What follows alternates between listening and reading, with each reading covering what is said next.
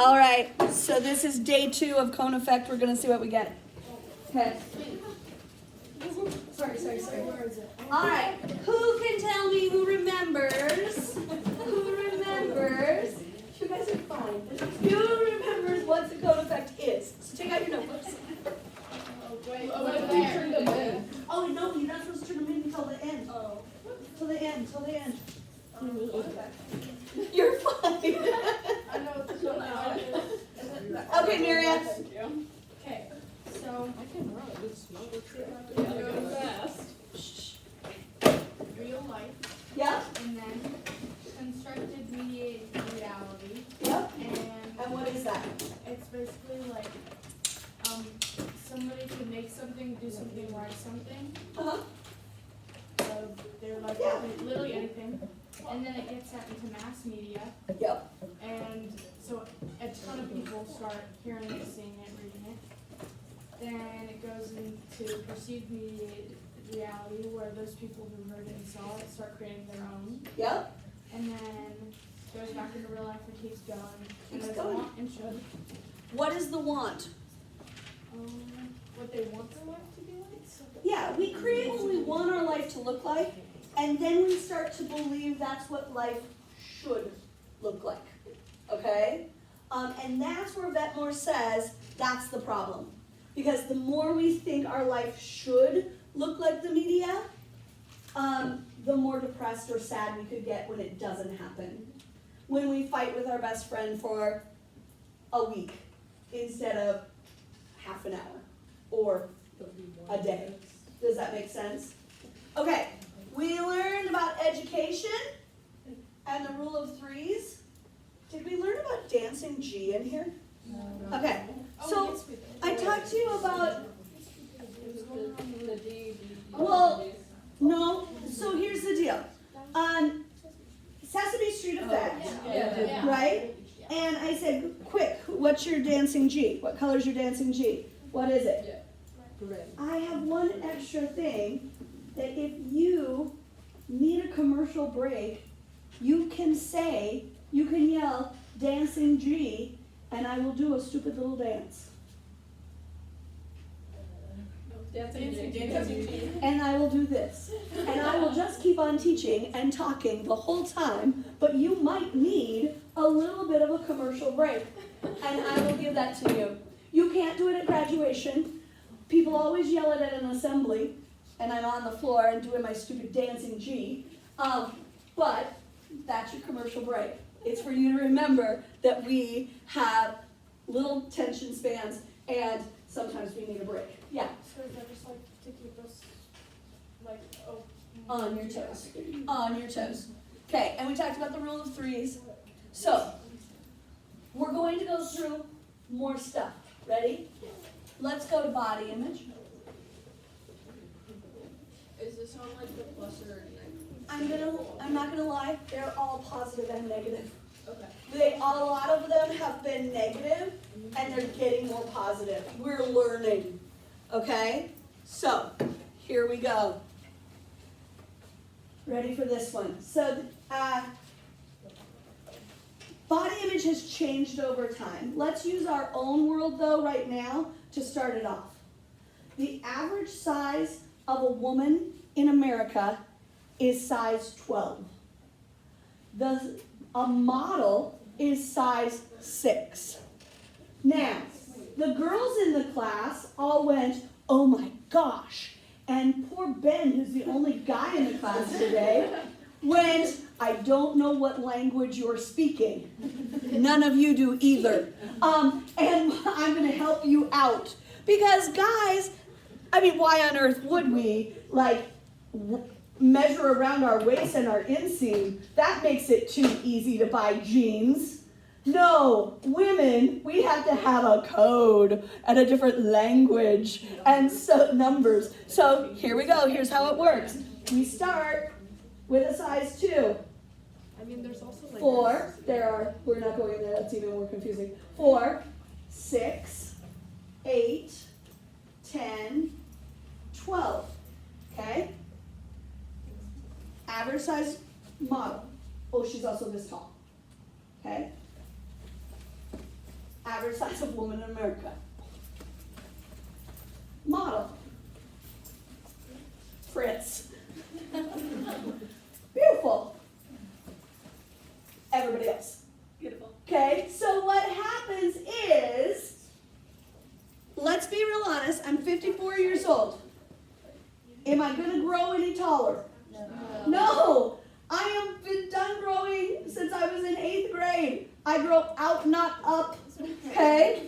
Here's the problem. So with a model being the model here, can I ever attain this? No. I physically cannot attain this. So what we as an industry tell people, you can never attain beauty. But wait, we go even further. And we put on pictures of models and we fix them. We change them. We change their eye color. We move their cheekbones up. We change the hair that was out of place. We just Photoshop that away. And then we say, here's beauty. Go ahead and try to live that standard. Can they? No. So we give ourselves, body image, we give ourselves unrealistic beauty standards. But we're not the first to do it. Okay, go all the way back to the Renaissance. What did a woman look like in those paintings? Nope. A beautiful woman, Baroque paintings. Very like ethereal looking. Like sure, like yeah, bigger. Oh, Like, really? Fat. Yeah. They were fat. Okay, here's the deal. Beauty in the Renaissance, you had to have some good set of hips. You gotta have them birthing hips, because you're gonna have to put out a few sons.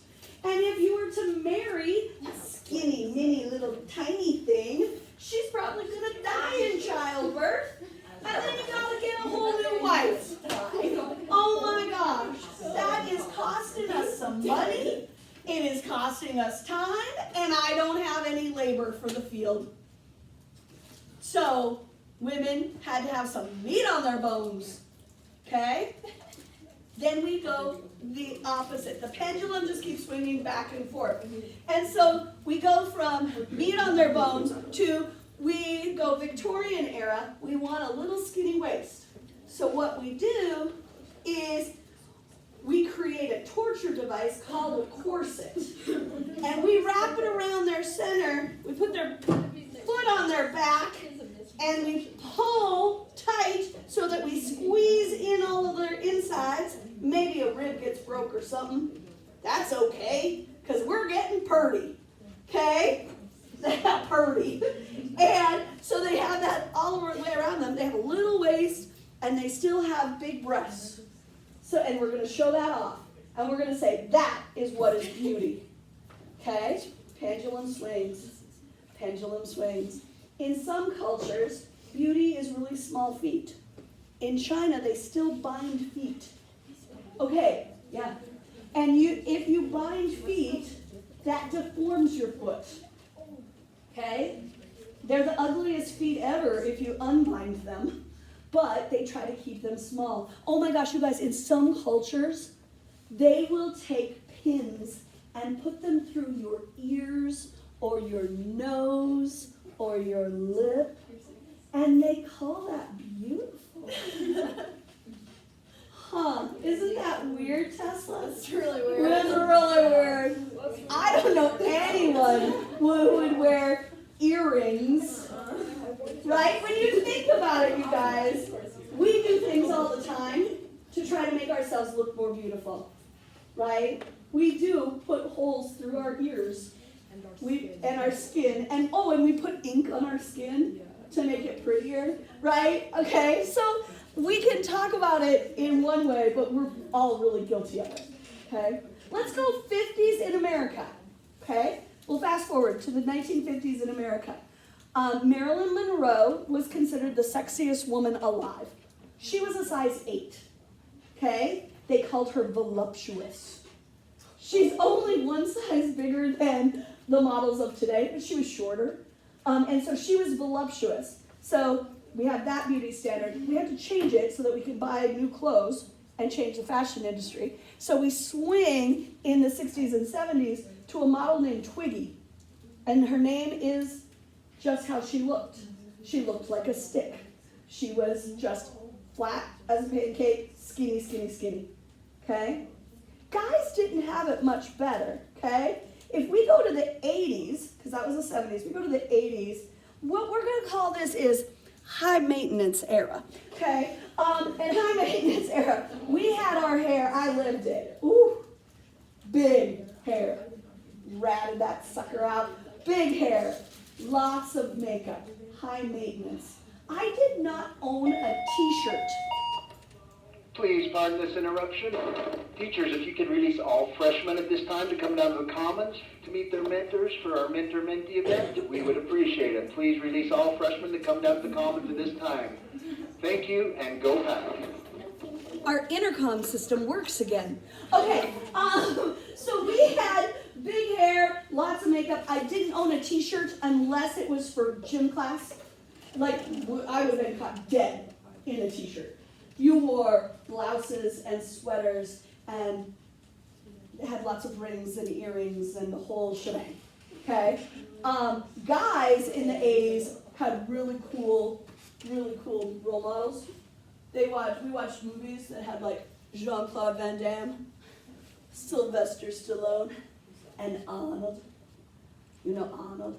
He had muscle upon muscle upon muscle. Yes, Arnold Schwarzenegger. Okay?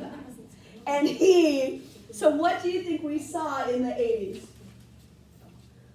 Big muscles. A lot of muscles, and if you couldn't get them naturally, what did you do? Steroids. You did a little steroids. And then we found out steroids make you angry and impotent, which isn't very manly. So our pendulum swings. And our pendulum swings to grunge. So as put together as everyone was in the 80s, it's flannels, baggy jeans, don't shower. Okay? That was the grunge era. Every boy wanted to look like Kurt Cobain. Okay? So what we saw was a lot of drug use. And we saw a lot of eating disorders rise in males. But there was a backlash of that in the 90s that went to boy bands, which now, not only did you shower, you looked real put together, and you had some dance moves, right? Okay? So you have that whole era. So do you see how things go in trends? Body image changes with all those trends we see. Right now, we tend to think that we have to have fit look or healthy look, but then we put in a lot of midriff tops to say, oh, but your stomach has to be completely flat, and you should only see that when. So body image is one of those things that is all over the place, okay? The Dove campaign is actually trying to do good. They try to put real women in their commercials. They also will go into a town. They will have a certain group of women take selfies. They blow up their pictures, put them around, and it becomes an art gallery of what real women look like. Okay? That's a positive thing. Unfortunately, the Dove company also owns Slim Fast. The diet industry is multi-million-dollar industry in America. And we tell you, you're not good enough so that we can make money. It's kind of a crazy, weird thing. That's body image. Let's go to red looks good. Miss Brooks, Yes, may I use the restroom? you may. Let's go to gender roles. You learned gender roles from lots of children's programming. You learned gender roles from my good old friend Disney movies, right? So my next story is about my daughter watching Bambi. When my daughter, I know, I tortured her by making her watch Bambi, kill her mother right away. No, his mother right away. So we're watching Bambi. She's about 2nd grade, I think. And there's a scene in it there's not a lot of words in Bambi, but there's a scene in it where like the elementary school age boy deer attack the girl deer. What's her name? Her name's Feline. She's a girl, so we don't remember. Okay? So Feline, because they don't matter as much, Ben. You see, that's what you gotta know. So Feline gets attacked by these boy deer, and Feline says, "Help me, Bambi, help me." And Bambi does what every good elementary school boyfriend does. He goes and gets his butt kicked. Yeah, by all those boy deer. But she thinks he's great and wonderful. Fast forward in the movie and in their age, and here come, I don't know if they're middle school or high school, but now here they attack her again. And words are not spoken on the television set, but my daughter, little Annika, says, "Help her, Bambi, help her." Media literate mom says, "Pause. Annika, do you see how you could kick that deer in the leg, run up that hill, and save yourself? Because we don't need a man to save us?" And she says, "Oh, yeah, okay." Unpause. Truly, real story happened because I am a media literate mom. And I have been watching lots of shows that tell girls that they have to be saved by boys. Think about it. Name me a princess. Cinderella. Cinderella definitely had to be saved by Prince Charming. Moana, Snow White. better. As we get more recent, they're better, right? Snow White, saved. Sleeping Beauty, saved. How about Mulan? Yeah, that's a good one. Let's talk about Mulan. Mulan dresses up like a boy, saves China. In the back, she was And what does she get for a reward? A husband. A husband! Wah wah. Saved China! She got a shiny medal too. Oh, yay. I mean, maybe she could have gotten a political appointment. Maybe she could have become something. No, she gets a husband. So these are the things that we tell you, girls. What you need to fulfill your life is you should need a husband and get saved and be weak. Not very good, huh? Boys don't have it a lot better. Boys don't have it a lot better. If we look at boys, who they're supposed to be, it's a lot of superheroes, right? And also, they're supposed to be married. They're supposed to have a better job than their wife. They're supposed to do half the chores and be a perfect dad and save the family. These are superhero tendencies, right? And that's what we tell boys they have to do. So these gender roles are both unattainable, right?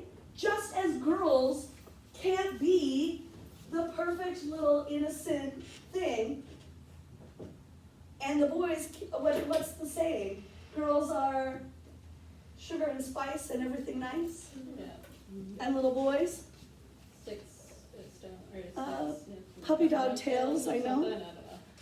Basically, they're supposed to be playful and have fun, and girls are supposed to be sweet and kind, right? And we do that all the time, even with babies. When we talk to a baby and they have a blue blanket on, people will talk to a baby and be like, "Oh, aren't you going to play football? You're so cute. You're a big guy," right? And what do we say about girls? What a sweet little thing. What a sweet little thing. She's so pretty. So pretty. There were these little girls. I'm realizing as I tell these stories, I'm really obnoxious. But there were these little girls who were at a restaurant and they were all pinked up. And somebody walked by. I was sitting at the table right next to them. And somebody walked by and said, "Oh, aren't you so cute?" And walked on. And I said, "And I bet you're smart too." And the mom kind of looked at me, and the little girl was like, "I am. I'm really smart." And I go, "Good, I'm glad." Because we should be telling people that. We shouldn't just everything is cute, right? I'm obnoxious. I'm sorry, not sorry. Okay. Gender roles, you get it? Positives and negatives. we're getting better. If you look at some of our Disney movies like Brave, like we are actually saying be strong, be bold, right? This last one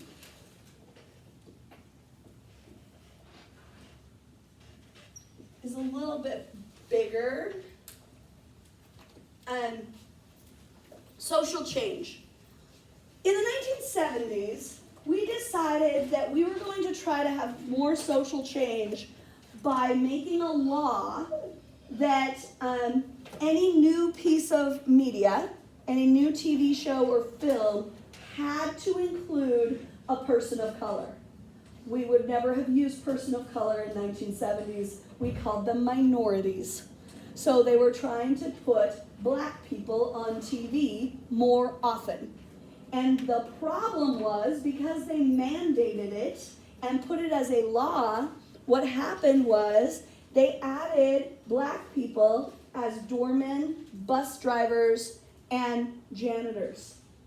Well, that's a problem because the stereotype was perpetuated, right? It didn't put them in a positive light, which was the intent of the law.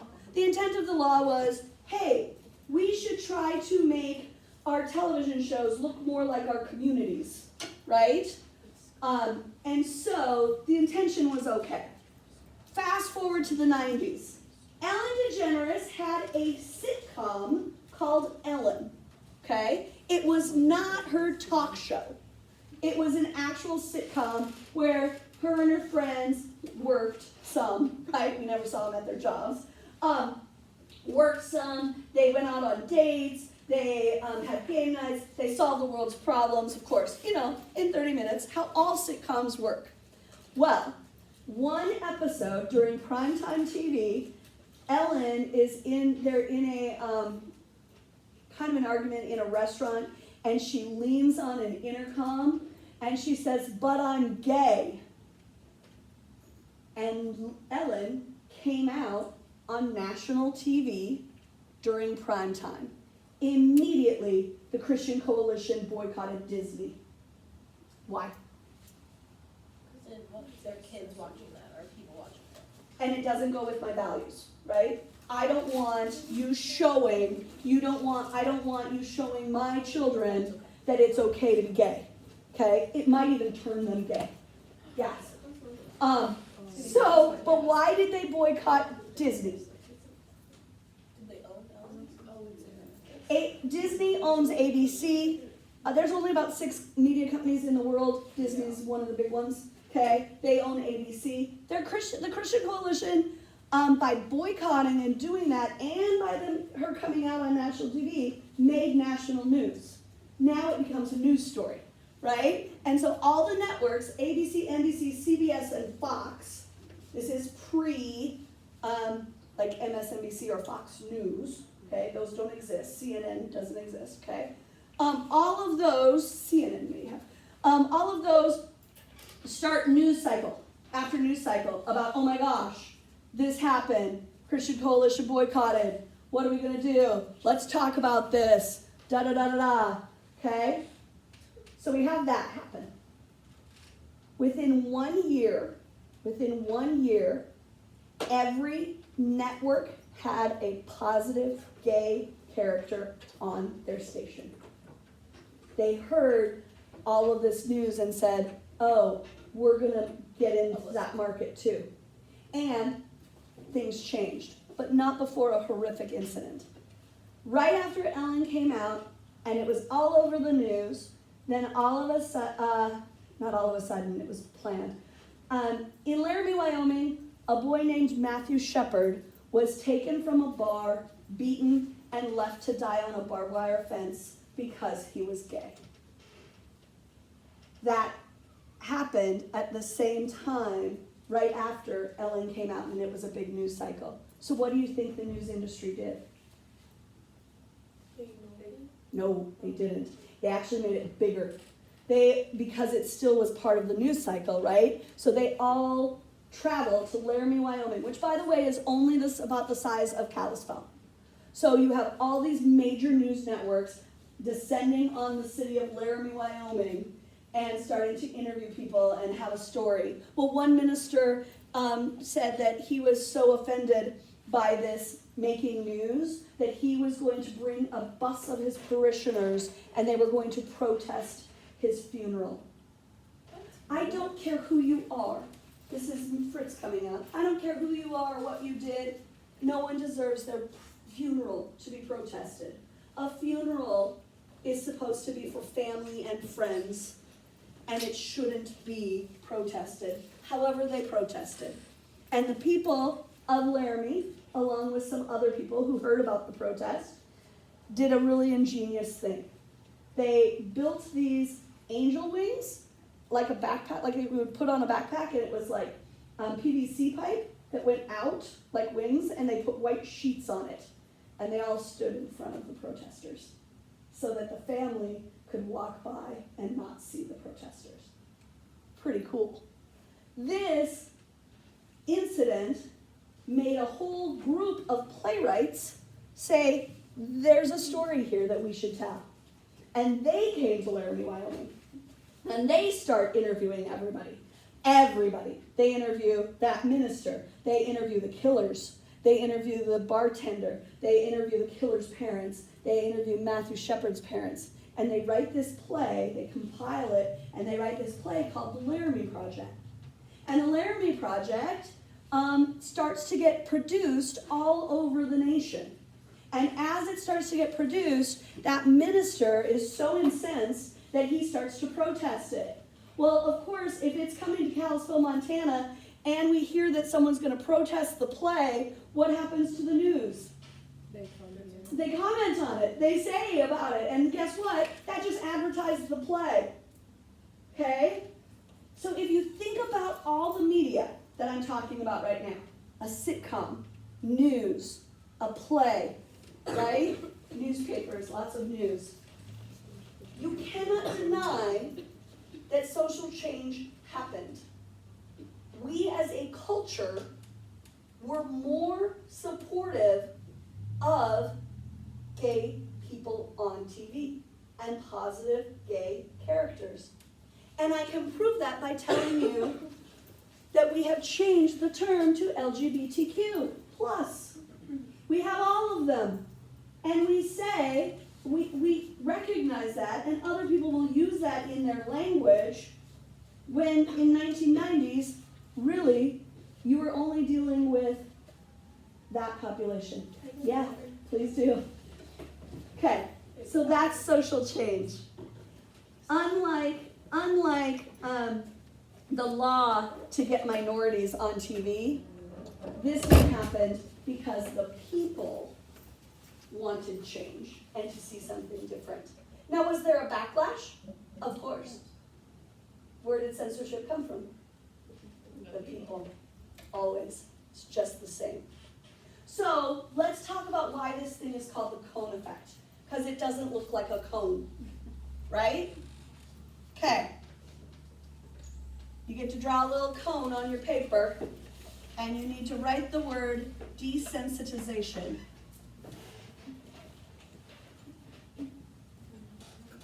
What does desensitization mean? Like being more sensitive. You're not being sensitive.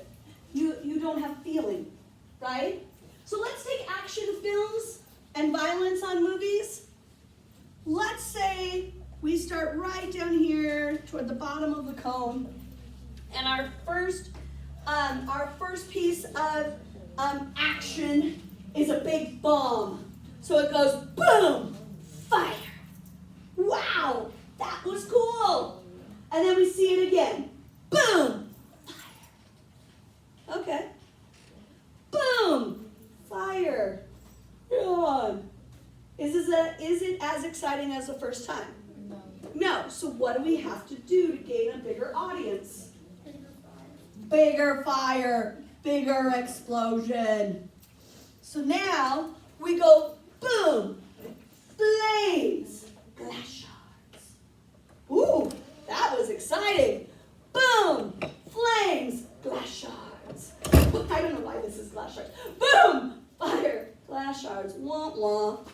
gotta make it bigger. We gotta make it bigger because we're losing interest in our film. So we go, boom, fire, glass shards, dog. Oh my gosh, that was awful, Mrs. Fritz. Why are you trying to shock us? Because it has to be bigger, right? It has to be something different. Now here's the problem. Vetmore would say, if I start here, okay, with what I think is big and violent, and you start here, where do your kids start? He says it just keeps getting bigger and bigger and bigger until somebody says we gotta stop.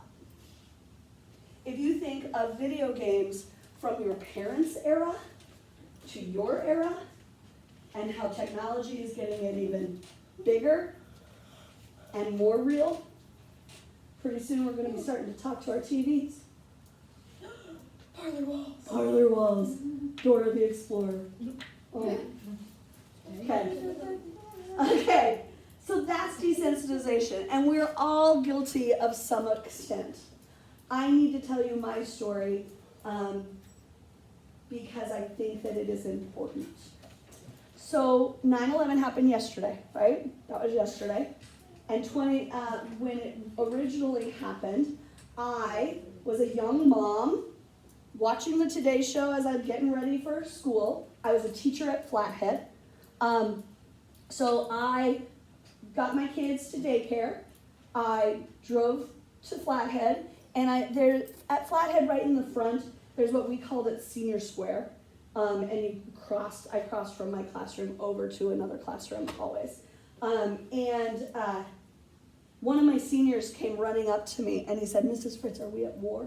And I said, I really don't know. I don't know.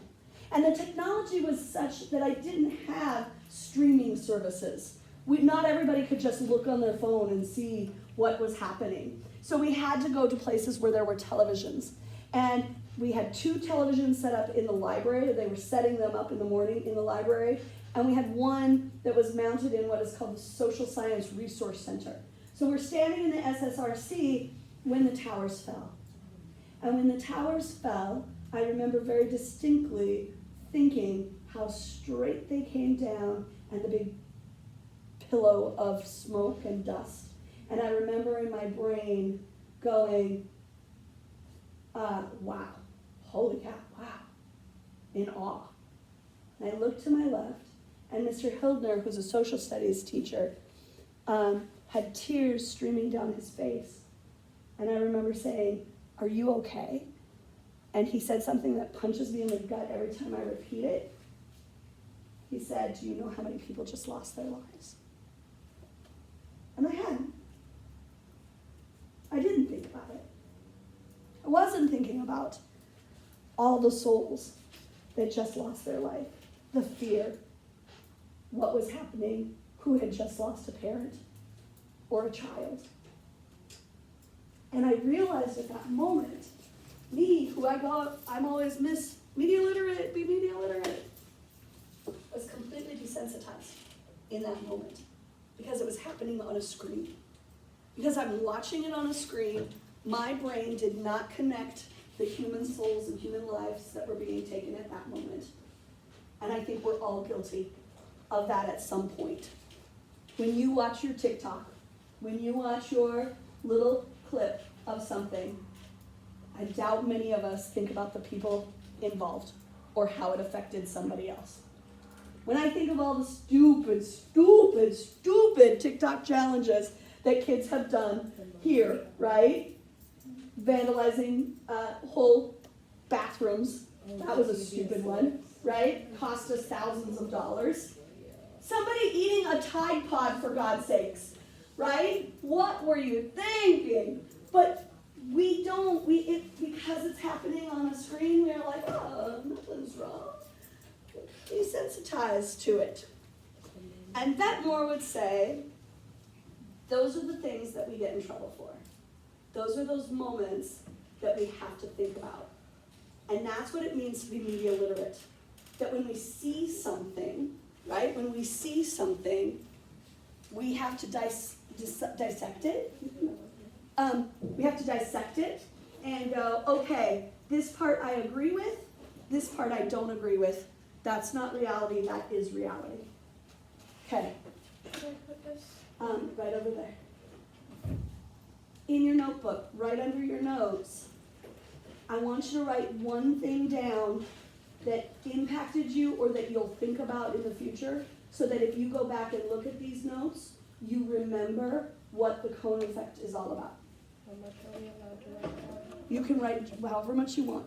Like how many? Well, we have 10 minutes. Bye.